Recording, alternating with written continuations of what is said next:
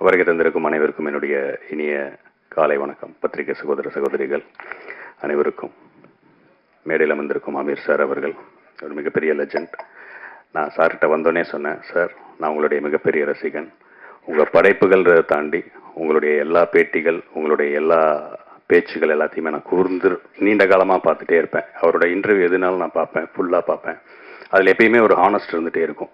எந்த டாப்பிக்காக இருந்தாலும் அவர் ஸ்டாண்டில் அதை கரெக்டாக சொல்லுவார். அவர் யாரை ஆதரித்தாங்களோ அவங்களே ஒரு தப்பு செஞ்சாலும் அதையும் சுட்டி காட்டக்கூடிய ஒரு நேர்மையான ஒரு மனிதர். அந்த வகையில் எனக்கு அவர் ரொம்ப பிடிக்கும்.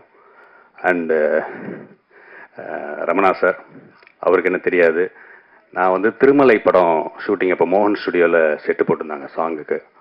அந்த சாங் ஷூட்டில் சார் டைரக்ஷன் பண்ணும்போது நான் வாய்ப்பு தேடிட்டு இருந்த சமயங்களில் போய் நான் பார்த்துருக்கேன். ஸோ அவரோட இத்தனை ஆண்டுகள் கழித்து இந்த மேடையில் ஷேர் பண்ணிக்கிறது ரொம்ப பெருமையாகவும் மகிழ்ச்சியாகவும் இருக்குது. இந்த படத்துடைய எவ்வளோ நான் மெயினாக என்னுடைய இனிய நண்பர் சாம், அவர் விஷ் பண்ணிட்டு போகணுன்னு தான் வந்தேன். ஒரு பெரிய ஸ்கூலில் ஒரு பெரிய மாணவர். அவர் சமுத்திரகனி சார்ன்ற ஒரு யூனிவர்சிட்டியோட ஒரு அமீர் சார், சமுத்திரகனி சார் எல்லாம் அவங்க எல்லாமே ஒன்று தான். நான் தனித்தனியாக நீங்கள் எப்படி பிரித்து பார்க்க அந்த யூனிவர்சிட்டியில் அவர் ஒரு ப்ரொஃபஸர்னா இவங்க வேற ஒரு இது. ஸோ அந்த ஒரு பெரிய படங்கள் ஒர்க் பண்ண ஒரு அனுபவம் அவரை இந்த படத்தில் எப்படி பிளானிங் பண்ணணும், எப்படி அதை கதைக்களத்தில் எந்த அளவுக்கு ஒரு முக்கியத்துவம் இருக்கணும், வணிக ரீதியாக அதை எப்படி எடுத்துகிட்டு போகணும், எப்படி ஒரு குயிக் டைமில் அதை பண்ணணுன்ற எக்ஸ்பீரியன்ஸ் எல்லாமே கண்டிப்பாக சாமுக்கு இருக்குன்ற நம்பிக்கை எனக்கு இருக்குது. என்னுடைய நீண்ட வருட நண்பர் அவர். இப்போ இந்த படத்தின் மூலயமா லான்ச் ஆகிறது எனக்கு ரொம்ப ரொம்ப சந்தோஷம். அதனால் நானே ஃபோன் பண்ணி நான் கண்டிப்பாக வரேன். வருஷத்தை சொல்ல மாட்டேன்,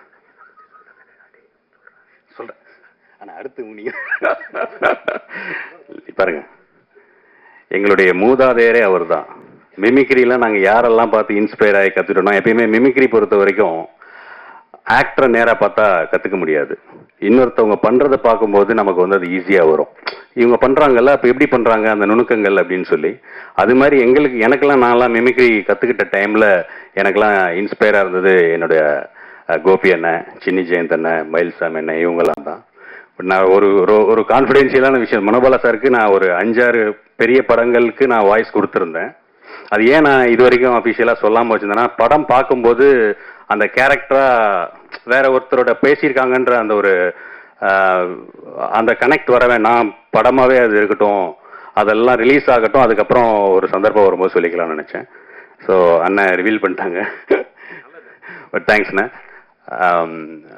ஏன்னா அவரும் நம்மளுடைய ரொம்ப ஃபேவரட்டான ஒரு இயக்குனர் மனோபாலா சார். என் மேலே ரொம்ப பிரியமாக இருப்பார். நான் நிறைய வாய்ஸஸ் பேசியிருக்கேன். பட் அவரோடது நம்ம கூடவே நிறைய பழகுனதுனால எனக்கு அவருடைய அந்த ஒரு இது வந்தது. ஸோ அவரோட பிளெஸிங்ஸ் இருக்குது அப்படின்னு நான் நம்புகிறேன். ஸோ ரொம்ப நன்றி. அண்டு நான் பேசணும்னு நினச்சா அது கண்டென்ட் விட்டு நிறைய போயிட்டே இருக்கும். ஸோ அதனால் இந்த படத்தை பற்றி, இந்த படத்தில் பணியாற்ற இருக்கக்கூடிய கதாநாயகன், கதாநாயகி அவங்க இன்னும் இது ஒரு பெரிய சக்ஸஸ்ஃபுல் படமாக இண்டஸ்ட்ரிக்கு அவங்கள ஒரு வார்ம் வெல்கம். அண்ட் தயாரிப்பாளர் அவர்கள் ஸோ எல்லாமே சொன்னாங்க, ரிஸ்க்கு படம் பண்ணுறது, அதில் இருக்கிற பிரச்சனைகள், எதில் ரிஸ்க் இல்லை, நடந்து போனாலே ரிஸ்க் இருக்குது, தூங்கி எழுந்தாலே ரிஸ்க் இருக்குது. ரிஸ்க் இல்லைன்னா வாழ்க்கையே இல்லை, வாழ்க்கையே ரிஸ்க் தான். அதை நம்ம எப்படி பிரிஸ்காக ஹேண்டில் பண்ணுறோன்றதுல தான் சக்ஸஸ் இருக்குது. ரிஸ்க் எடுக்கிறதுல தான் வாழ்க்கையில் வெற்றி அடைய முடியும். ஸோ படம் எடுக்கிறது கரெக்டான பிளானிங், தெளிவான டைமிங், பொறுமையாக நிதானமாக இருந்தால் கண்டிப்பாக அது வெற்றி அடையும். ஸோ அதனால் இந்த படம் மிகப்பெரிய ஒரு வெற்றி அடைய வேண்டும் என்று நான் இறைவனை வேண்டி வந்திருக்கும் அனைவருக்கும் என்னுடைய பணிவன்பான நன்றியை தெரிவிச்சுக்கிறேன். வேறு யாராவது விட்டுருந்தா மன்னிச்சிருங்க. நன்றி, வணக்கம்.